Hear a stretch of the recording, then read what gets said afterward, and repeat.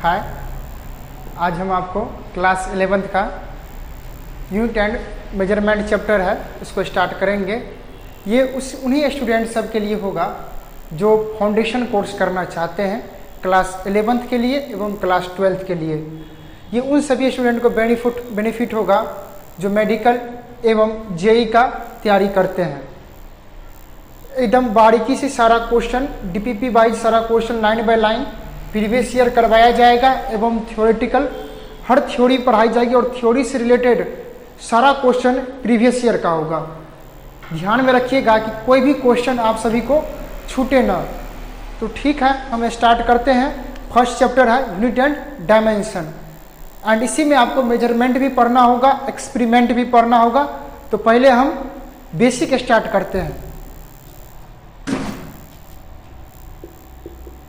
Unit and measurement.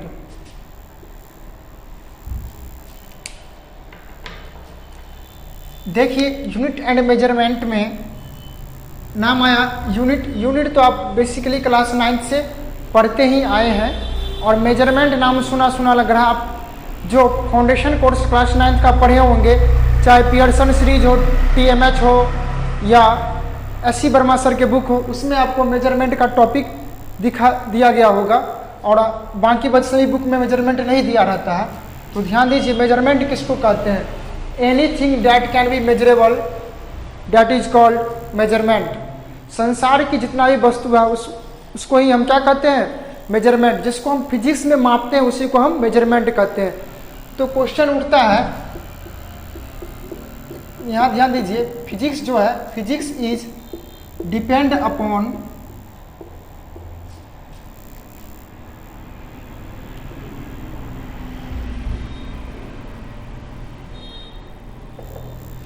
Physics measurement पे depend करता है। तो मेजरमेंट पे डिपेंड करता है तो कौन कौन सा क्वांटिटी आएंगे? इस क्वांटिटी में सबसे महत्वपूर्ण होता है, फिजिक्स में जिस क्वांटिटी को यूज करते हैं उस क्वांटिटी को फिजिकल क्वांटिटी कहा जाता है, वो मेजरेबल होता है। तो देखिए बच्चों, physical quantity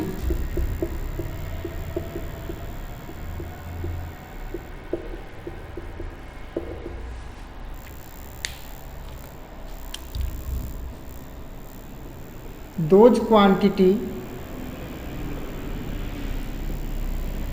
which is generally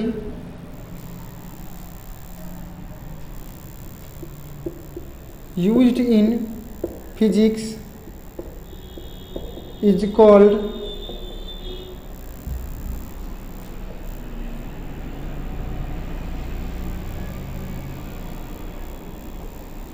physical quantity.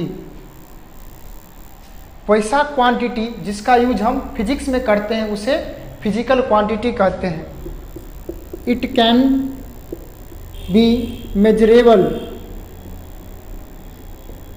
इसे मापा जा सकता है। एग्जाम्पल देखिए, F = ma, V = u + at, P = mv, where m, a, v, u, t, p are physical quantity. आप देखिए यहाँ पे F, M, A, V, U, A, T, P, M, V ये सभी देख रहे हैं, ये सभी फिजिकल क्वांटिटी है। कौन सा क्वांटिटी है? Physical quantity. जितना भी टर्म जो फिजिक्स में यूज होता है उसी को फिजिकल क्वांटिटी कहते हैं। इसमें कुछ नंबर आएंगे, वो नंबर फिजिकल क्वांटिटी नहीं होंगे। चाहे आपको पाई आ जाए, कुछ कॉन्स्टेंट टर्म आते हैं, वो फिजिकल क्वांटिटी नहीं होते हैं। तो फिजिकल क्वांटिटी, अब देखिए फिजिकल क्वांटिटी के types. Physical quantity are divided into 2 types. Physical quantity को 2 भागों में बांटा गया है। पहला है फंडामेंटल क्वांटिटी, दूसरा है डेराइव्ड क्वांटिटी। देखिए फंडामेंटल क्वांटिटी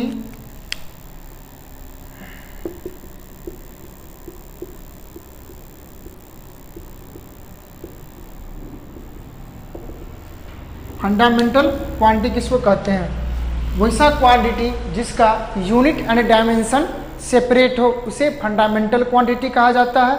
यह किसी भी क्वांटिटी पर डिपेंड नहीं होता है। तो बच्चों इसको हम कह सकते हैं those quantity which have separate unit and dimension it does not depend upon any quantity यह किसी भी क्वांटिटी पर डिपेंड नहीं करते हैं। अब देखिए फंडामेंटल क्वांटिटी 7 होते हैं। अब फंडामेंटल क्वांटिटी बहुत इंपॉर्टेंट है। आप फंडामेंटल क्वांटिटी को जान जाइएगा तो उसी से आप यूनिट एंड डायमेंशन निकाल सकते हैं। 7 फंडामेंटल क्वांटिटी है जिसमें लेंथ, मास, टाइम ये सभी आएंगे। ये आगे जाके आपको बताएंगे।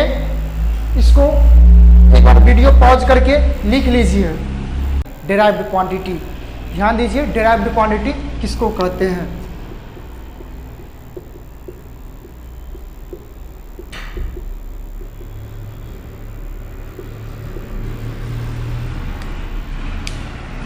वैसा क्वांटिटी जिसको फंडामेंटल क्वांटिटी के टर्म में व्यक्त किया जाता है उसे डेराइव्ड क्वांटिटी कहते हैं। इसका यूनिट एंड डायमेंशन सेपरेट नहीं होता है। तो लिखिए, ठीक, those quantity which is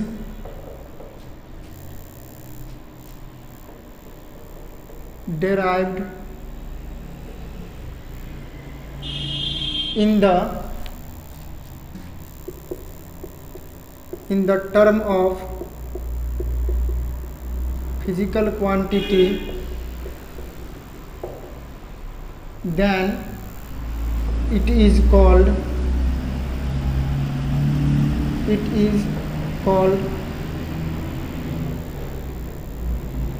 derived quantity.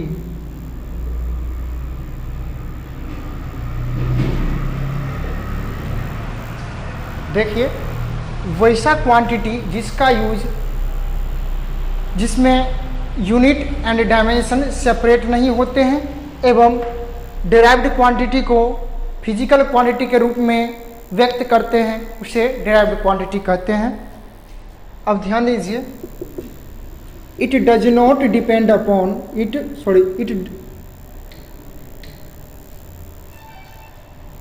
it have do not unit and dimension separate। इसका यूनिट एंड डायमेंशन सेपरेट नहीं होता है। आप देखिए बच्चों, अब इसके बाद हमें पढ़ना है system of unit. System of unit देखिए किसको कहते हैं?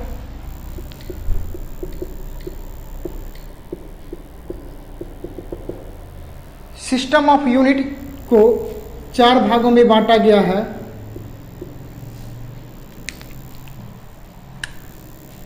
सीजीएस, एफपीएस, एमकेएस और एसआई। सीजीएस का फुल फॉर्म बच्चों, इसका फुल फॉर्म देखिए, इसका full form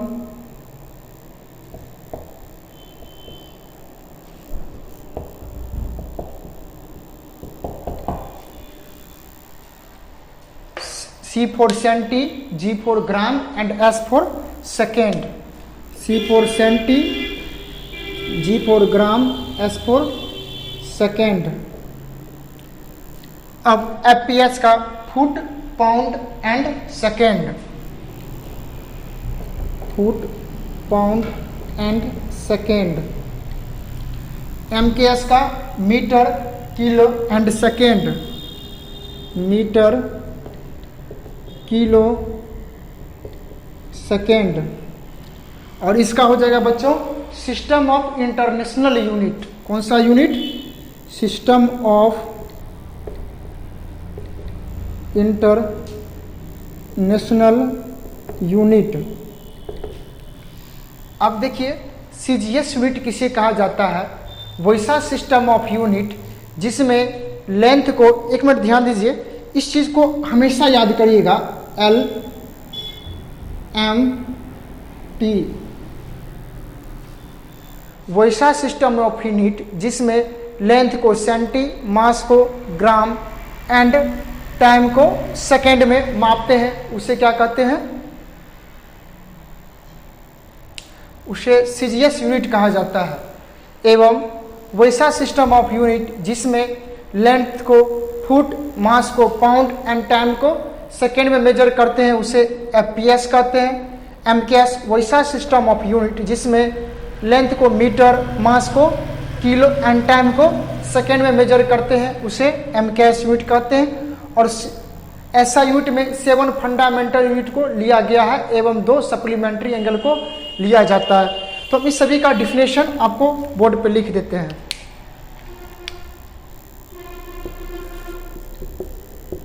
CGS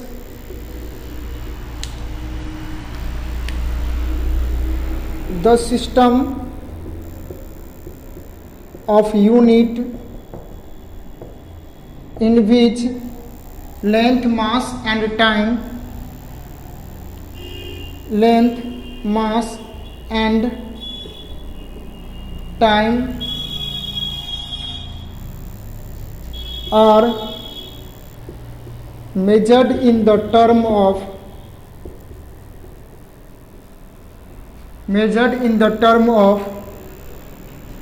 centigram and second respectively, then it is called CGS unit. वैसा सिस्टम ऑफ यूनिट जिसमें लेंथ, मास एंड टाइम को सेंटीग्राम एंड सेकेंड के रूप में मेजर्ड किया जाता है, तब इन्हें सीजीएस यूनिट कहते हैं। आप क्लास 9 में पढ़े होंगे, फोर्स का सीजीएस यूनिट डायन होता है। फोर्स का सीजीएस यूनिट क्या होता है बच्चों? डायन। जबकि इसका ऐसा यूनिट क्या होता है? न्यूटन। क्या होते हैं बच्चों? न्यूटन। 1 न्यूटन इक्वल टू 10⁵ डायन होता है। डायन, डायन नहीं डायन, समझिए। लड़के लोग गर्ल्स को खिजलाने के लिए न्यूटन कहते हैं। तो जो किसी गर्ल्स को उतना पता नहीं होता है, जिसको पता होगा तो वो तो मारवे करेगी, लेकिन जिसको पता होता है तो पीटेगी, और जिसको नहीं मालूम होता है तो कुछ न्यूटन कह रहा है, उसको खुशी होती है। इस चीज़ को थोड़ा ध्यान में रखिएगा, इसीलिए आपको बताया कि ताकि आपको याद हो जाए। 1 न्यूटन इक्वल टू 10⁵ डायन। इसी तरह एनर्जी का भी होता है। एनर्जी का सीजीएस यूनिट अर्ग होता है। क्या होता है? अर्ग। एनर्जी का ऐसा यूनिट जो होता है वो जूल होते हैं। तो 1 जूल इक्वल टू 10⁷ अर्ग, ये होते हैं। इसको एक बार वीडियो पॉज करके लिख लीजिए। मैंने अभी आपको सीजीएस यूनिट बताया था, अब बताएंगे एमकेएस यूनिट। देखिए, यदि याद नहीं होता है एक चार्ट इस तरह से बना लीजिए। C for centi, G for gram and S for second. ये सीजीएस का हो गया। एफपीएस का foot, pound, second and MKS का metre, kilo and second.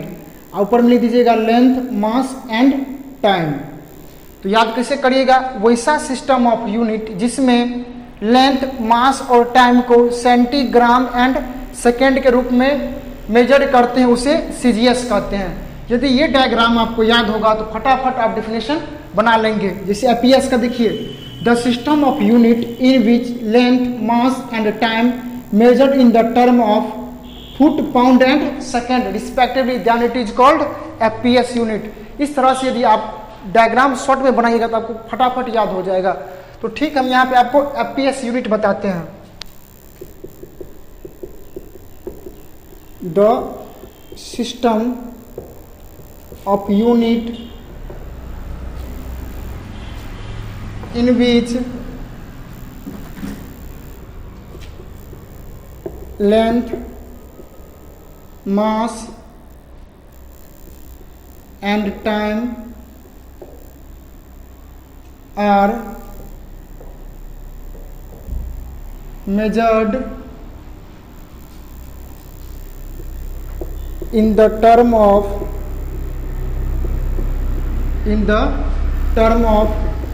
foot pound second। जमीन मापता है जी, क्या फुट जमीन है। केक खरीदते होंगे ना तो कहता होगा कितना, 2 पाउंड दीजिए, 3 पाउंड के दीजिए। वजन मापते हैं ना तो वही पाउंड है। इस चीज़ को समझिए। फुट मतलब कितने फुट जमीन है, फला चिला फुट मापता है, कितने फुट घर है, ऐसे फला, ये सब जो मापा जाता है फुट से। और टाइम को तो सेकंड आप लोग समझ करते होंगे। एपीएस के बाद देखिए MKS, the system of unit in which length mass and time are measured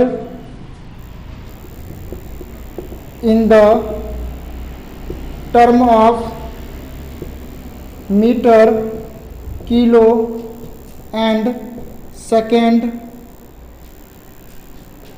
respectively, then it is called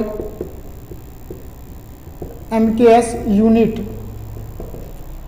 वैसा सिस्टम ऑफ यूनिट जिसमें लेंथ मास एंड टाइम को मीटर, किलो एंड सेकेंड के रूप में मेजर्ड करते हैं, उसे MKS यूनिट कहते हैं।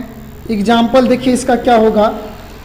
फोर्स का क्या होता है बाबू formula, F equal to ma, mass का kg, एक्सीलरेशन का मीटर पर सेकेंड स्क्वायर, यही इसका MKS यूनिट हो गया। एक ठो और बताते हैं आपको एनर्जी का। एनर्जी का क्या होता है बच्चों, SI यूनिट जूल होता है ना।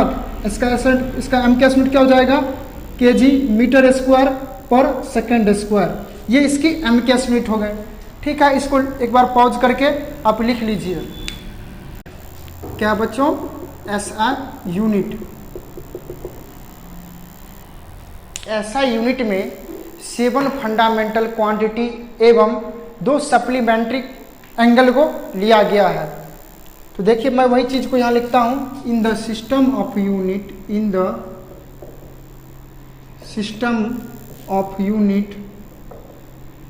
इन विच 7 फंडामेंटल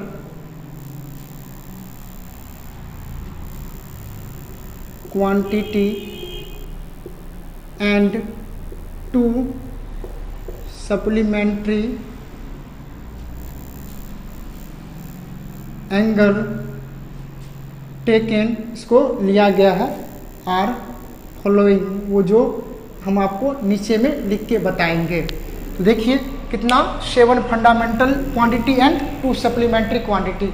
7 कौन कौन सा है, तो देखिए पहला हो जाएगा बच्चों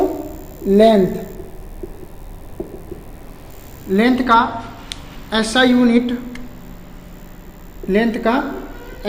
लिखेंगे। और क्या लिखेंगे बच्चों यहाँ, डायमेंशन। देखिए मैं आपको साथ साथ में SI यूनिट एवं डायमेंशन करवाते चलूंगा ताकि आपको किसी क्वेश्चन में परेशानी ना हो। और सीक्वेंस में याद कर लीजिएगा ताकि आपको 11th के बोर्ड में भी जरूरी हो जाए और कभी भूल भाल नहीं जाएगा। सीक्वेंस में याद कीजिएगा तो आपको देखिए लेंथ का यूनिट क्या होता है, metre. It is noted by small m and its dimension is, length जो लिखे ना पहला, उसका पहला अक्षर यहाँ लिखेंगे, क्या लिखेंगे, L। लेंथ के बाद मास, क्या होगा? मास। मास का यूनिट क्या होता है? मास का यूनिट केजी होता है। क्या होंगे बच्चों? केजी। तो देखिए यहाँ मैं आपको लिखता हूँ किलोग्राम। किलोग्राम को शॉर्ट में केजी से डिनोट करते हैं, समझ गए ना? किलोग्राम किसका यूनिट हो गया? मास का। मास का dimension capital M. Third,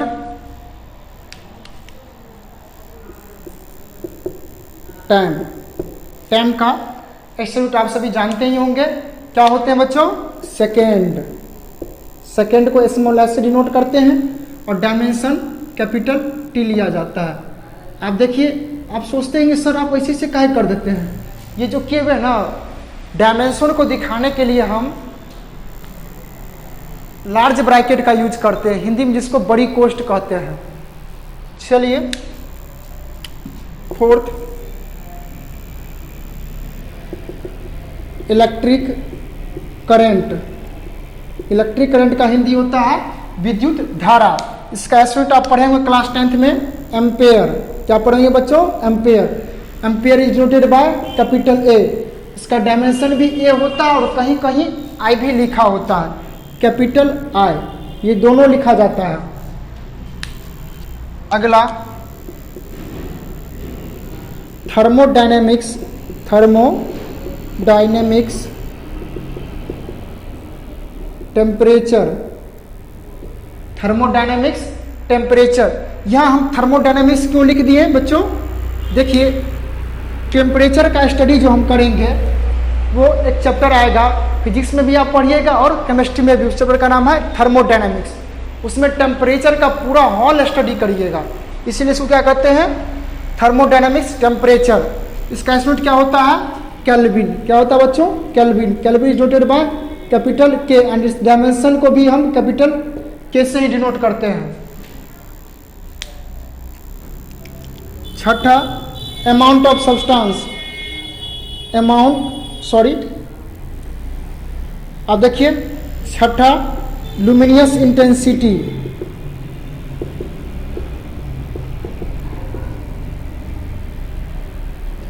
luminous intensity को अंतर्राष्ट्रीय मात्रक की 11वीं मीटिंग में जोड़ा गया था। इससे पहले 5 ही होता था, इसको छठा में जोड़ा गया। कब? 11वीं मीटिंग में। और 11वीं के बाद 13वां मीटिंग हुआ था, जिसमें 7वां को जोड़ा गया था, जिसको हम अमाउंट ऑफ सब्सटेंस का लेते हैं, जिसका यूनिट क्या होता है? मोल। उसमें मोल को जोड़ा गया था। ये बैठक कहाँ होती है? तो फ्रांस की राजधानी पेरिस के निकट एक शहर है, जिस शहर का नाम है सेवरे। देखिए, लुमिनस इंटेंसिटी का यूनिट क्या होता है? Candela. Candela. It is noted bye CD and dimension के लिए बच्चों CD भी लिखते हैं, यहाँ पर थीटा भी कहीं कहीं लिखा जाता है। 7 नंबर,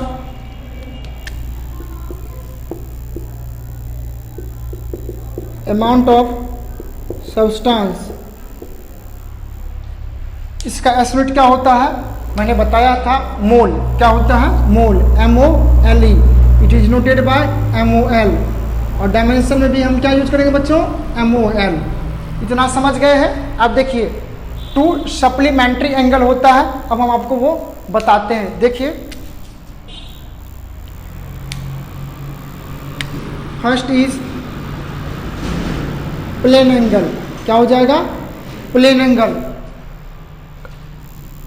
प्लेन एंगल का ऐसा यूनिट रेडियन होता है। रेडियन RD से डिनोट करते हैं। सेकेंड, सॉलिड एंगल, ऐसा यूनिट स्टेरेडियन, SR से डिनोट किया जाता है। प्लेन एंगल को हम थीटा से भी डिनोट करते हैं, इसको ओम से डिनोट करते हैं। प्लेन एंगल को कौन से डिनोट किया जाता है बच्चों? थीटा से, और इसको ओम से। इस तरह से ओम का साइन दे दीजिएगा। थीटा इक्वल टू 180 रेडियन होता है, 180 डिग्री रेडियन होता है, ये याद कर लीजिएगा। उम्मीद करता हूं बच्चों आप सभी समझ गए होंगे। अब हम मिलते हैं आपको नेक्स्ट वीडियो में कुछ इसके न्यूमेरिकल्स एवं डायमेंशन के साथ।